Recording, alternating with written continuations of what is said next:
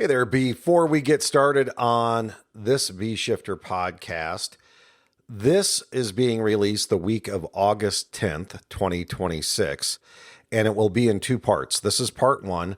Part two will be out later in about a week and a half. And this is to commemorate our brand new module for Silverback Leadership titled Boss Behaviors. The new module is up. It's ready for you to review. If you're a Blue Card IC, you'll get it in the continuing education area. So log on, check it out, check out that module. Also, I want to mention, if you're headed to FRI, Fire Command, 3rd edition, now available to purchase if you're watching the video. Here it is, the brand new Fire Command. And you can get this at FRI for $25 off and come home with it. If you are not going to Fire Rescue International and you still want to take advantage of that $25 off promo, just get on checkout, and on checkout, type in promo code Bruno, all caps, 2026. Bruno 2026, all caps. That will get you $25 off. That offer expires August 17th, 2026. Now let's get into this week's B-Shifter podcast.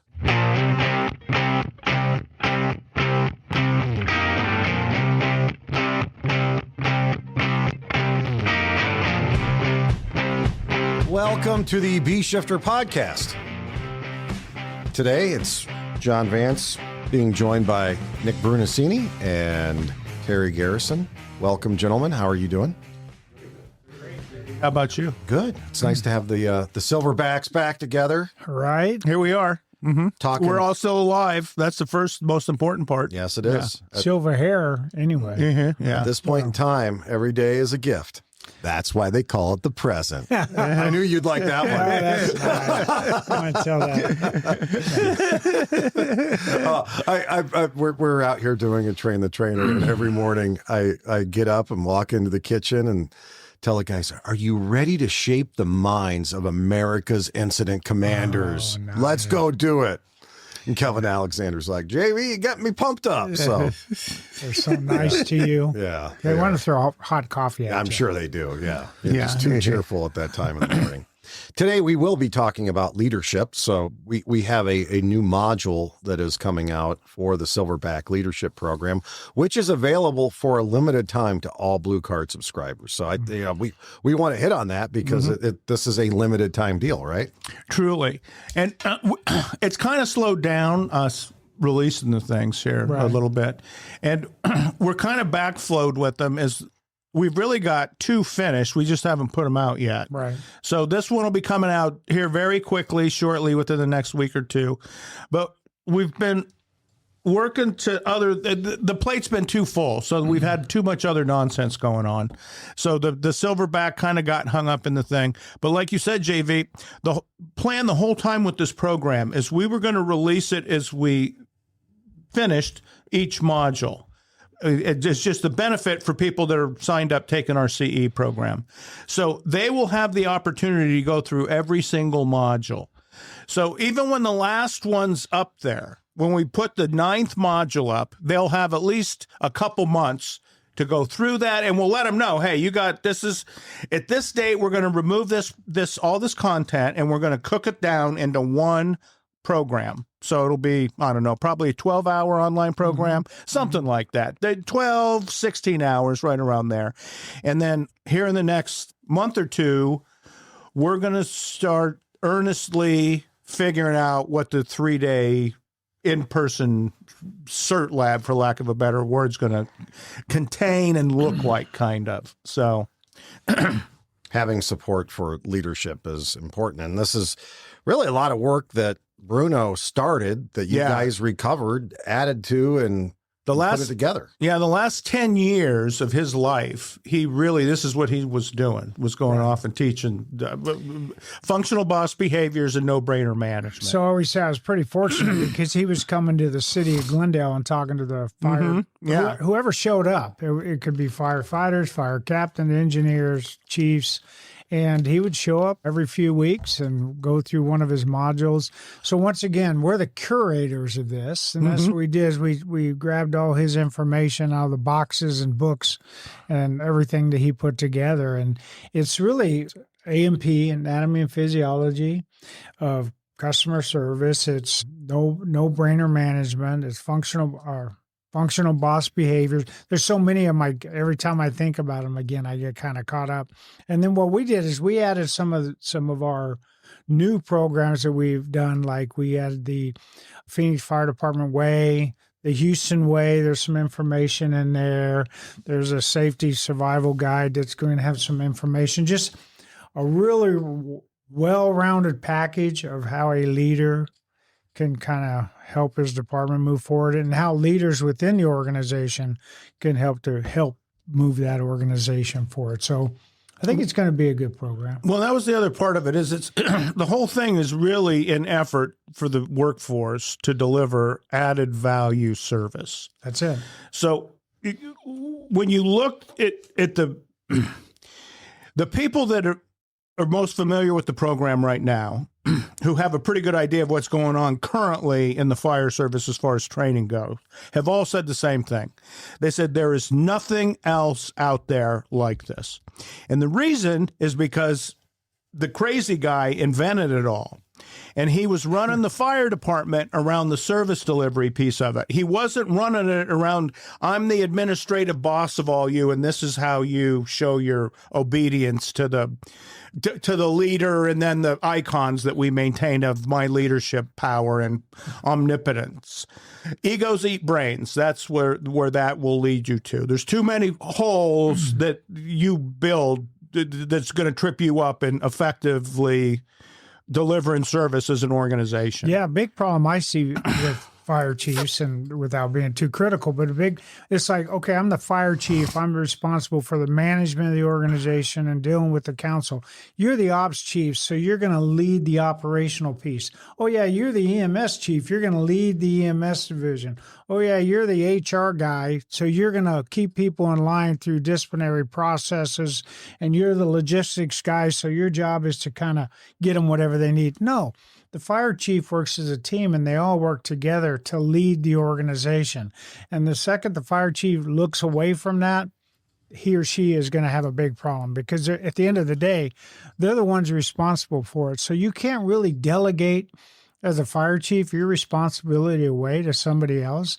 Now, you can delegate responsibility to a person, but at the end of the day, you're still responsible for how that gets done. Well, I think a lot of it is it's just natural. A trap is a lot of fire chiefs think I'm part of the mayor's team. Right. So they see themselves as the mayor of the fire department. I'm not the mayor because the mayor's up there. They're my direct boss. I can see him and touch him. But I have all that mayor power for the fire department now. So I'm actually the mayor's representative here to run the fire department. Well, see, when you're managing off the work, it's the customer and the person delivering the labor is who you. So that was. See, he never let go of that connection. He was never the other fire chief guy I'm the imperial dress, 5 bugle, blah, blah, blah, ceremonial leader. It's almost like fire chiefs think they're the fire commissioner. Yeah. And that kind of screws it up, because like in some systems, like New York City, they're like, no, we need somebody just to deal with the politics of this thing. And then we need an operational person. So one of the best quotes out of any book was Vinnie Dunn. And he was talking about leadership. And the fire commissioner did something, and his mentor, whoever that was, said, no, that was political leadership. The difference, and it's confusing, is like political leadership doesn't have to make sense. In fact, it oftentimes doesn't, because it's political. They said operational leadership has to make sense because you have to be able to do it. So you have to be able to recreate. If you're a dentist, you have to be right on pulling teeth or filling teeth or whatever it is. It can't be, oh, I'm going to make your teeth pretty so you're politically popular. It's a whole different thing. So were you going to say something, John? Well, no, just a sideline. I was talking to Josh the other day about all these referendums and the possibility of property taxes being repealed and everything else. And you know, I think we're, not to be an Armageddonist, but we're going to see some tough times coming up. And the more the fire department focuses on the work and the more that they connect with the community, it's going to be harder for the community to cut those services or gut those services. You know, and we were talking in particular about a fire department that didn't really care for community interaction. And it's like, you've got to have that community interaction and be about the community, specifically about the work, and be good about the work that you do. And it's harder for the community then to gut your budget. You're going to need them. Yeah. Wait, here's the most effective fire bosses. I'm going to read a little bit off our program because I want to make sure I get it right. But the most effective leaders, fire chiefs, is they recognize kind of the difference between the management role and the connection to management, the fire boards, and the mayors, and their connection to the people actually doing the work, the firefighter. So here's first of all, here's what management wants. And you started it, Nick. Here's what the city manager, the mayor wants. They want you to be a part of their management team. Mm-hmm. They want you to hold the budget line. Mm-hmm. They want you to do more with less. They want you to retain that management control. They want you to represent the party line, if there's a party line within the city, because the city has its own culture. And they want you to hold members accountable, right? That's what the management wants. And if I scroll down here a little bit, it says, but what do the workers want? Because the boss needs to realize that, and he also needs to realize this. The workers want you to be part of a team. They want you to support them. They want you to understand them. They want you to defend them, represent them, and advocate for them, and they want you to hold other members accountable. Mm-hmm. So the best bosses are the ones that say, and that's what Bruno did so well, because he wrote this. He realized that, hey, I'm fighting this. This is always happening. There were similar things that both the city wanted, or your bosses, and the workers. Half of it was identical. Yeah, it is. It's kind of the same. They want you to be a part of their team, and you're so. I think there's talented people that could do that. They could be part of both and still maintain their.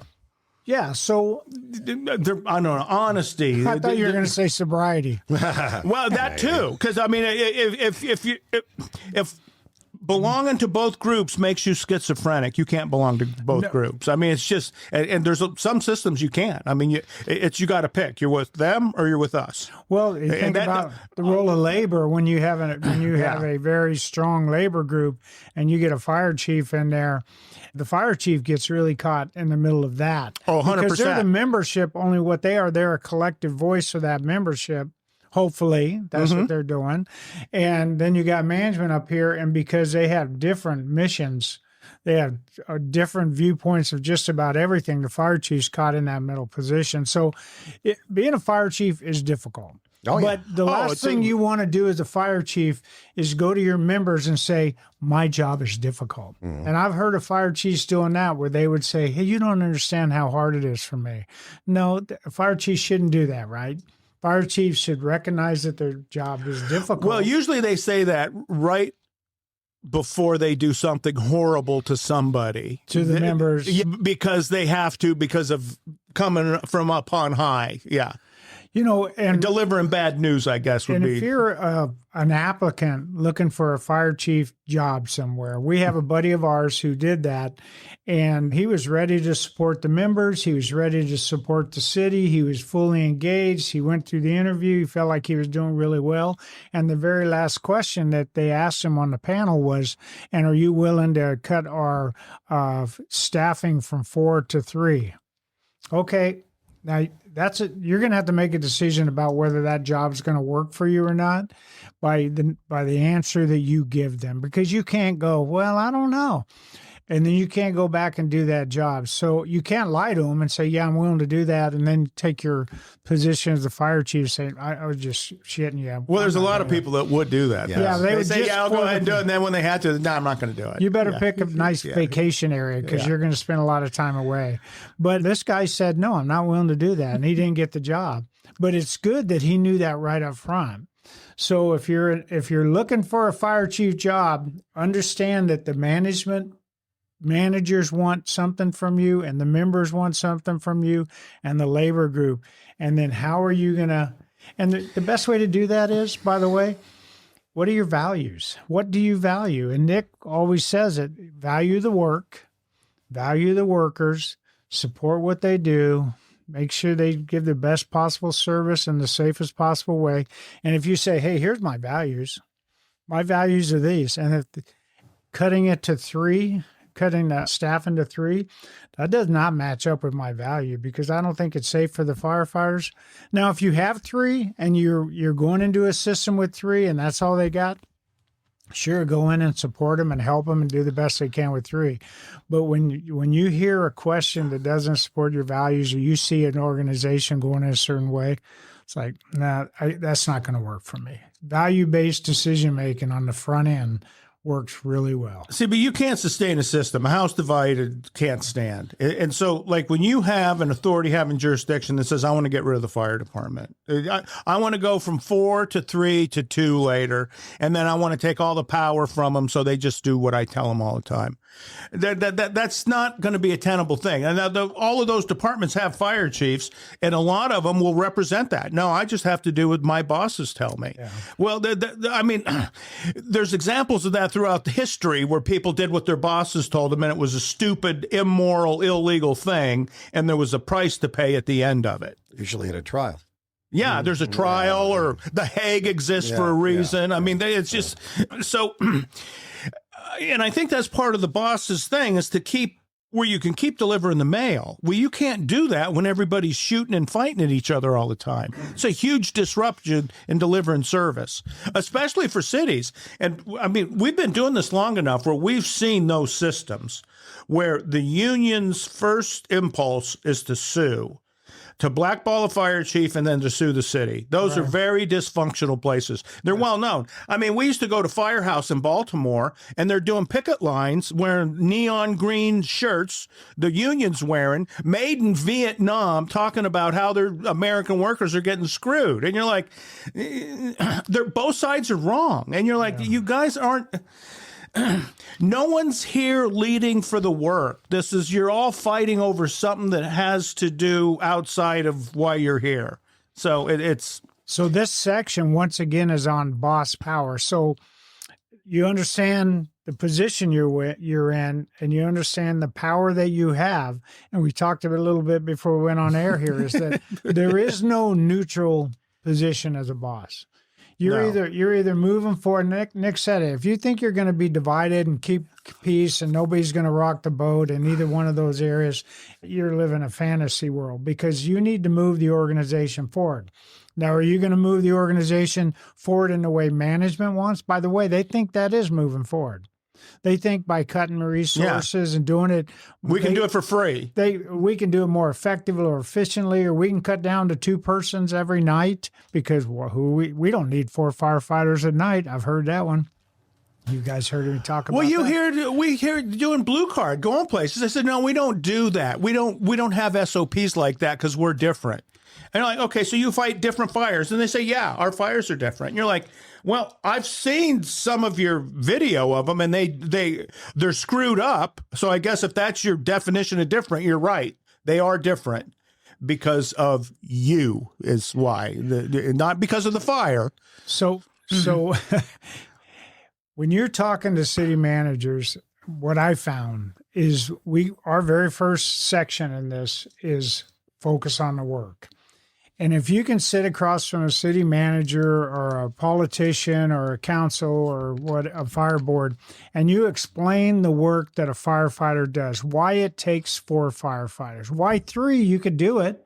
But here's the things that is going to happen when you have 3. If you got 3, okay, we got 3. This way it's going to, when you have less fire stations, and your call volume's going up. Okay, well, you don't have to build another fire station, but here's what's going to happen. And Nick always says the human body hasn't changed. In about 5 minutes, they're going to need oxygen, or they're going to need to be saved from whatever they're experiencing.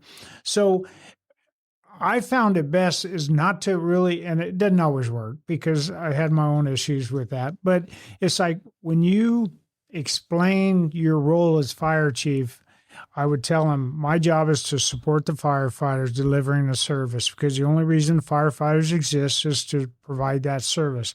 Now, when you start cutting these resources, here's how you're going to impact our firefighters' ability to deliver that service in a safe way.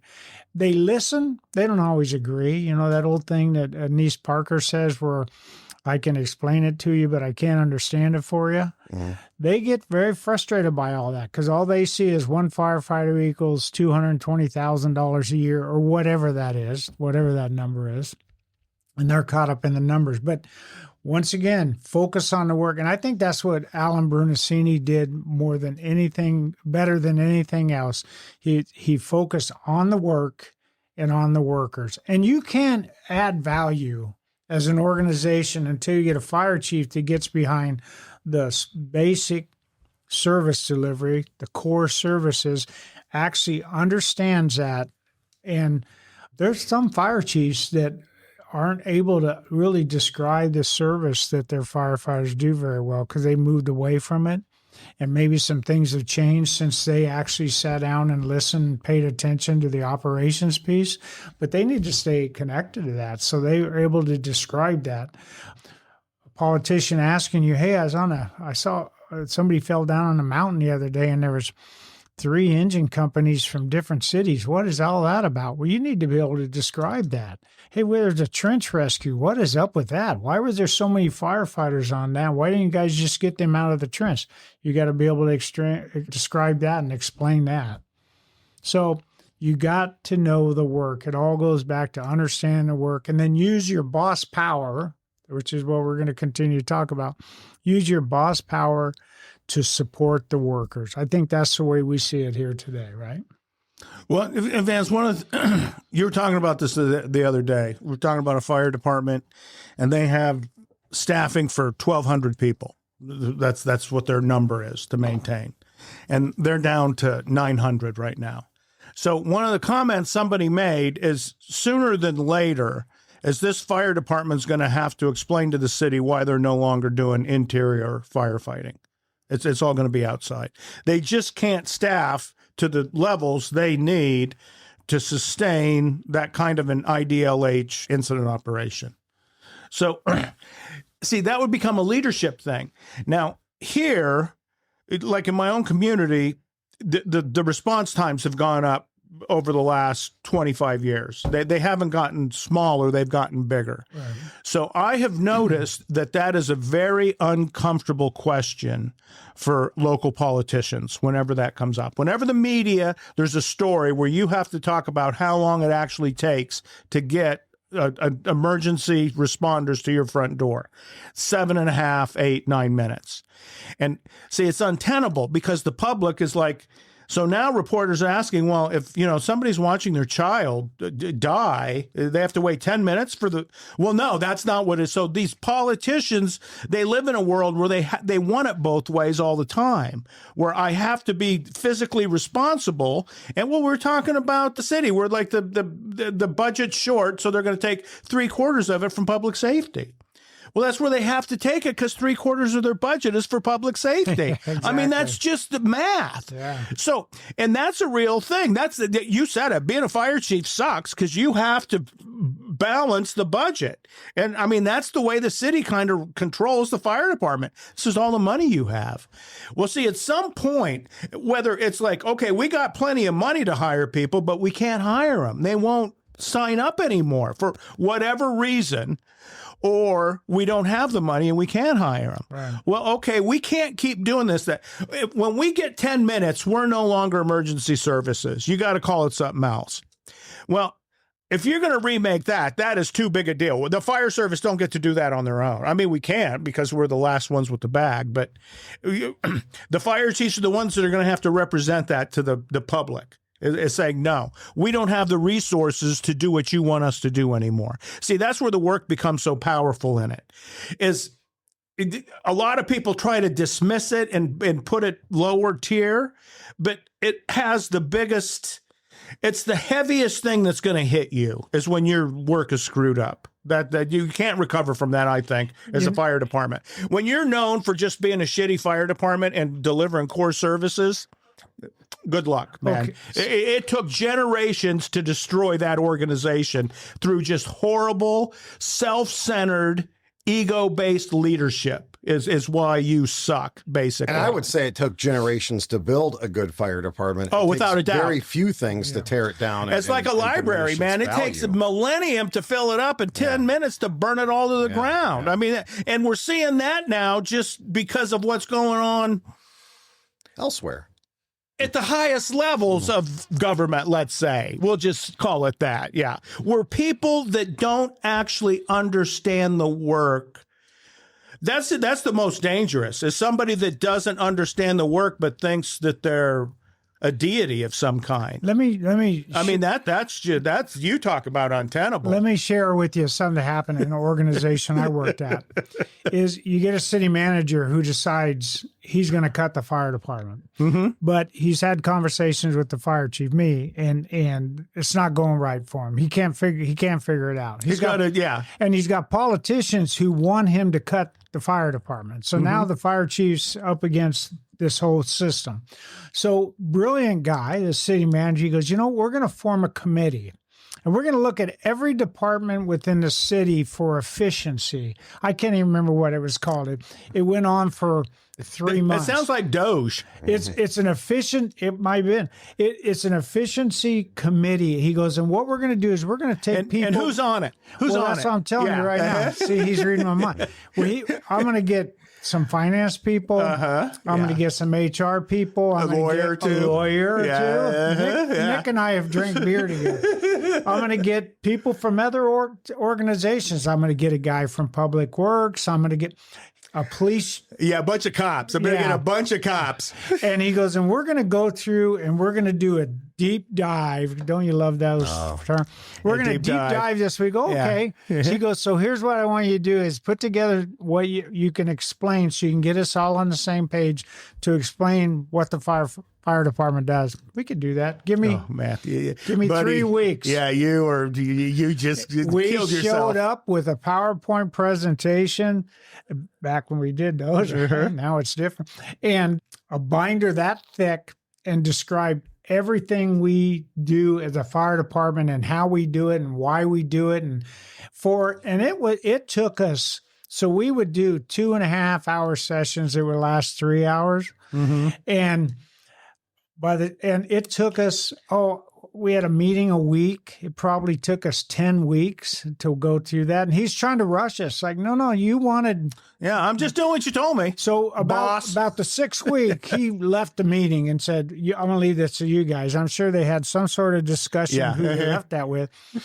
By the time we were done describing everything that we did, what did the committee want to do? Give you more money. Absolutely. Jeepers, creepers, you guys need more money. You need to do this. And by the way, you saved my grandmother. And by the way, you guys did this. And what you said about being kind to the people and always focusing on added value. His committee went down like this in flames. Okay, so what did he do? He said, well, he wasn't satisfied with the results of it, so he didn't do any other departmental. So he just stopped with you? Yeah. It never happened with anybody else. That's ideal, though. That's really what fire chiefs should be doing, is demonstrating the value that the fire department has, explaining it, not living in secrecy. No, and there's departments that hide, it's like, don't tell them what we do. We don't want anybody in here. The doors stay shut. Me and 2 assistant chiefs showed up for 4 hours a week because we get questions afterwards, and we sat there and explained our entire system to them. And we would bring in subject matter experts, too. It's like, well, I'm going to bring in this. I got my own lawyers and city managers and other people, man. I got ER doctors. In fact, I got better looking experts than you guys do. What the thing about it is we could not have done that if we would have focused on the budget without the work. No, if it's we the would have work, focused man. on the HR without the work, if we would have focused on the legal without the work, you got to focus you on said the it. work. When the work ends up producing, oh, thank you. You guys got here so quick and you saved my baby. Now, we can abuse the living shit out of that. It's saying, no, you have to give us everything because we saved the baby. We're the heroes. Yeah. No. See, that's counterproductive. Yeah. My old man he told a story where he goes to City Hall, and they were going to City Hall all the time. So he's there with whoever, and there's a deputy city manager, and then 2 ranking cops get on the elevator. And they're going up. And they look at my dad and they say, oh, Jesus, the fire chief's here. What do you want, chief? And my dad looked at him and smiled. And he just said, more.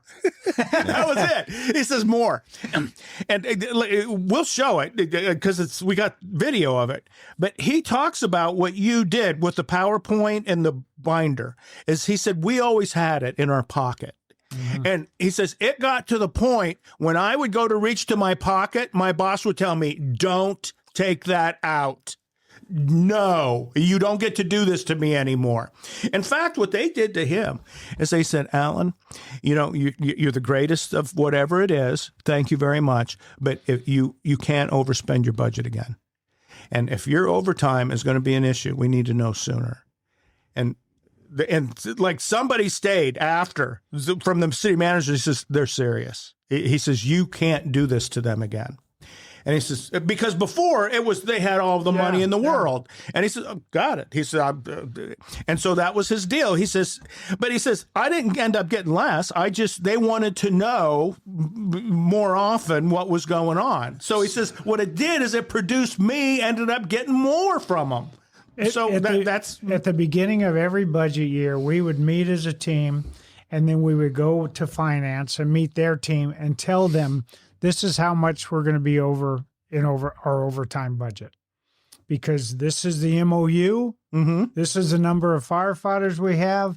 We're going to be over this much. Well, you can't be over that much. No, I'm telling you right now on record, this is how much we're going to be over. I don't know how else to explain that. So sure enough, 3 months go by. How are you guys doing on your overtime? Well, we're over this much. We're going to be right on target for being over at the end of the year. And somewhere along about the 3rd cycle, they found money for us because there's money somewhere in the city.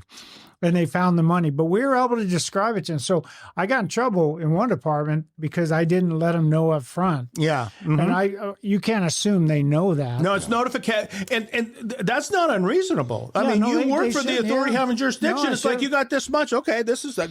And a fire chief should know that. But they should. But it's based on the work and the amount of workers. So 24/7 with 28 spots a day or whatever, 100 firefighters a day times 24/7 is going to create this much. You need this many firefighters because the MOU allows these firefighters this much time off, and then they take this much time. And he said, your firefighters are too sick. I said, no. So what we did is we went back to the city, and we had our deal, and we showed that the firefighters take less sick leave than any other position within the city. Yeah, it's all bullshit. I mean, it was so much fun when you got really smart people on staff that can figure that out, because it wasn't me. It was the team that we had. They're like, oh, Chief, look at this. Well, like in the case of the MOU is crafted by the union executive board and the city. Right. And it's by the city council. Yeah. I mean, it's not B&R's in the room, but it's the people who actually, the elected officials who are responsible for running the city. So anything that was in the MOU as a chief, especially because you're part of management then, they would come to you and say, we need you to start doing X, Y, and Z with the sick leave program because we take too much sick leave. You're like, it's in the MOU how much sick leave that the members can take without having doctors know. It's the rules that they signed the MOU. They agreed to it. Here are the rules that my bosses and my boss's bosses agreed to. This is what I'm going to do right here. Well, some assistant chief comes to me and says, no, we're going to do this. Now, I figured out at that time, I just smile and nod, and then they leave, and I'm not going to do it because the MOU overranks that moron who. And the fire chief was part of the MOU. So at that time, we had a fire chief that just kind of would forget day to day what he had done, depending on what his dosages were. So it was a different, saying you get used to the bosses you work for, I guess, talking about boss power. And the thing that I love, Vance, throughout my career is I had figured out pretty early what you could get executed for and what you wouldn't get executed for. So once you knew those rules, there was really not a lot your boss could do to you if you did what you were supposed to. I mean, they can make your day miserable and other things, but... Nick, and that's the same thing for a fire chief, is that, your city manager can tell you to do something, and you don't have to really be rude or mean-spirited like I was at one time. You could just say, I don't think I can do that. Check this over here. And when they go check this over there, they go, yeah, you're right. We can't do that. You need to talk to your attorney, or you need to talk to these folks, or why don't we talk to the medical director and how that impacts patient. So I guess what we're just, and I love it because this is only 2 little slides in an entire boss power section. So it's a way of life is power, what it is. Yeah. Boss power function has 4 sections to it. So we're just talking about the very first piece, which is the boss power itself and why it's so critical. And there's no neutral power. It's either positive or negative. And then the next couple sections move through the process, and we start talking about positional power versus personal power. So we could talk about that here. And then it kind of moves down into the different areas that a boss has power over. And then we get to a wonderful part in here, which is boss goofs. And we could talk, so I guess all this that we're talking about is just the beginning piece of the boss power. And we give a lot of examples and a better way, I think, based on what Bruno taught us. Well, I like the deal that you said where there's no neutral. Yeah. You can't be neutral in the thing. So you're never just kind of idling. You're always either going up or down, it seems to me. So I found the fire chiefs that think that they create their neutral position by not showing up. Now, that's not neutral. That's negative all the way, right? But how many times? That's absenteeism. Have you guys seen that? Yes. Oh, a lot. Yeah. Well, yeah. And how do the troops feel about it when they show up every day and their fire chief or one of and it could happen within the organization someplace else. You may have a battalion chief or a response chief who's dealing with a difficult issue in their battalion, a couple captains or a personnel issue or something going on, and they decide, no, now's a good time to go to Alaska for about 4 weeks. And they go absent for a while. When they come back, that problem is probably still there and it's festered and it's gotten worse. Or they don't have a job. They don't have a job. I've seen that happen too. Lately I've been encountering fire chiefs that maybe they are neutral, but they're I think of it like monkey in the middle, and the troops don't support them or don't feel like they're doing their job, and the city doesn't support them or feel it, and they're kind of stuck. So how do you get unstuck? How do you get out of neutral and into a position where you're no longer just unfortunately what you just described is a credibility problem, and firefighters, they have capabilities and they have credibility. And there's some very capable fire chiefs that will lose credibility based on becoming absent or going and doing focusing on the wrong thing, like focusing on management, not focusing on the troops. And when you lose credibility, you almost can't get yourself unstuck, I think. I think the monkey in the middle, I can't envision what he's doing in the middle. But when you're in the middle, and if you've lost credibility by both sides, it is real hard to pull yourself out of that. It almost takes somebody and I've seen this, where a labor leader will see that and say, hey, man, we got to help this fire chief out because the next fire chief we get is going to be worse than this, or they're going to be from the outside, right? And I've come in from the outside, so I know how that feels. But we're going to end up with some knucklehead It's kind of like you promote so you don't have to work for that idiot. Well, they keep their fire chief because he's manageable, but they got to help him build credibility. So like, hey, have you ever heard a union say, let's get the fire chief a win? Yeah. So he looks better with management. So usually pulling yourself out doesn't happen on your own because you're so embedded in that monkey position. The city manager who hired you, say he's a hiring board, whether it's a mayor or a city manager, I've seen them help some fire chiefs out too by giving the fire chief some sort of win somewhere. But at the end of the day, the fire chief, they're having serious one-on-one conversations with the fire chief. Say, you know what, right now you have no credibility. You are seen as a knucklehead.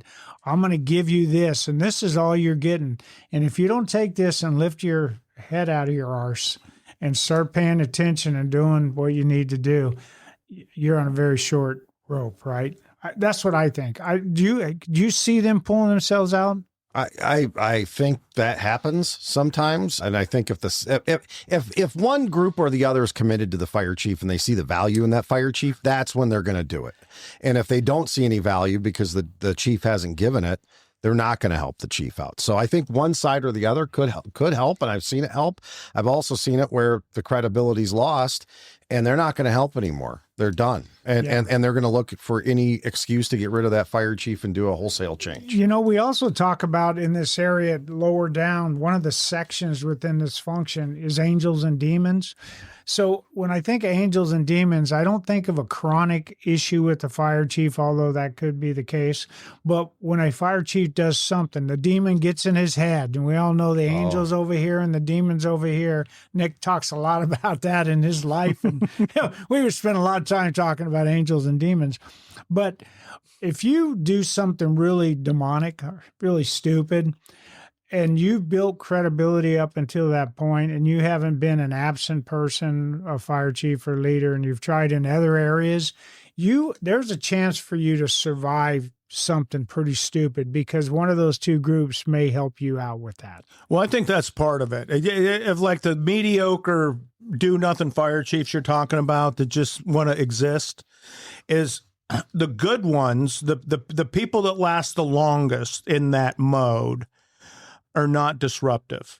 So what they don't do is they don't go to work and screw things up. They may be an impediment to progress and other things, and they represent like just being a static, so Nick, do nothing. Fire chief used to say the difference between dysfunctional and disruptive. Yeah. So you can be somewhat dysfunctional and like, no, I want to put my shoes on every morning and step 15 years into the past. And that's the way I'm going to run this thing. We're not going to do like take command. I'm going to give you a card. And if you're fourth due, you're also stupid. Figure out what due you are and then just read on and do what that says. Okay. I'm that kind of fire chief. So I think those guys can last a while because they're not disruptive. Yeah. They're just dysfunctional, but they're not. Nobody's dying to go to work for them. But I've known some of those guys that were fire chief for a really long time. And you're like, and you wonder, how do they do this? And most of the guys who work with them say, well, he ain't a bad guy. So it's almost like the good dude thing. Dude, yeah. He's a good dude, Yeah. Well, no, he's a nothing. But, he's not. He's least likely to. Yeah, exactly. He's not going to take resources, but he's not going to get you a new station. So it's a push. Can we expound on angels and demons a little bit, just so everyone knows what we're talking about? Because we need to explain angels that is the ethics in your body that causes you to do good things, and then the self-indulgent behaviors are what the demons kind of pat you on the head. My constant struggle was the lack of regard. And I knew on the team. The dudes ain't talking like I'm a stud enough for him. Yeah. Please. Yeah. That's a horrible ego thing. That's a wretched ego thing. Angels and here's Bruno's description. So because you asked. Angels and demons describe the positive and negative behaviors the boss uses to deal with people, places, and things as they encounter below, above, and across from them, their boss activities and situations. So what he's basically saying here is that every interaction you have, there's a demon, and believe me, I know, or there's an angel. And the way most of it has to do with interacting with people. And think about the times in our lives that I'd said it last time, where I was getting on the freeway and this guy cut off my wife and she's in the car in front of me. My demon says, catch that son of a gun. That's not the right thing to do. So demons aren't something that is so... It's an impulse. It's really an impulse. It's not always so demonic. It could be something really simple and the wrong thing to do, right? Yeah. It could be. I think that's why I wanted to go back. Those are the worst. Those are the worst demons. The ones that wear angel faces, because they get deeper in and they can do more damage. Because you think, okay, I'm doing this for the good of somebody or myself, and it really wasn't. It was just a bad idea. Bruno described the best angel force that there possibly could be, and that's the be nice characteristics of an angel. And he go through here, and some of them are loyalty and approval and admiration. And what do they call it? Reciprocity? Yeah. Reciprocity. Yeah. Charlie Munger talking about Charlie Munger used Bono as an example from the U2. And Bono's deal was, I'm going to be nice to everybody. And 90% of the time, over 90, they're going to be nice back to me. Yeah. And that's the way this works. Yeah.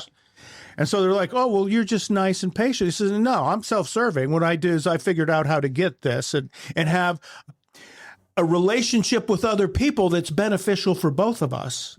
So it's not transactional, is we're just going to be nice to each other as a general rule. So, and then when you do that, people that live that way are able to accumulate more because more people want to deal with them. So that's kind of like the work almost. No, that whole transactional deal, the people that have interactions just based on what can I do for you so you can do something for me, doesn't work out really well in leadership positions. No, you need to do it. You need to have like value-based, I care about people. And Bruno said that once. I was talking to him about something, and he said, yeah, I don't think he likes firefighters. And he was talking about a chief officer. And I said, what do you think? He goes, I don't think he likes firefighters, Chief G. And I said, maybe he doesn't. He goes, it's hard to be a leader when you don't like the people you're leading. Mm-hmm. We knew a fire chief like that. Yeah. Yeah. They don't. In fact, she did the most damage. And if you look she cut it the deepest, man. If you look at some of these demon behaviors, intimidation, fear, revenge. Those are three. Yeah. I see, and there's fire chiefs that's their main motivations, is they're getting even over something that happened to them. Somebody somehow assaulted them organizationally, and that's the... And those grievances run deep. That could be years ago. It's a two-headed deal now. The demon's always there, and it's like, no, we're doing a set of things, we're taking karate so we can whoop their ass 2 years from now. And that's why they get the power, is so they can. And what interesting thing about that is there's people who like them because favoritism is also another demon trait. When you start becoming partial to people for whatever reason, I like the way they look or I like the way they act because they follow me, they tell me whatever.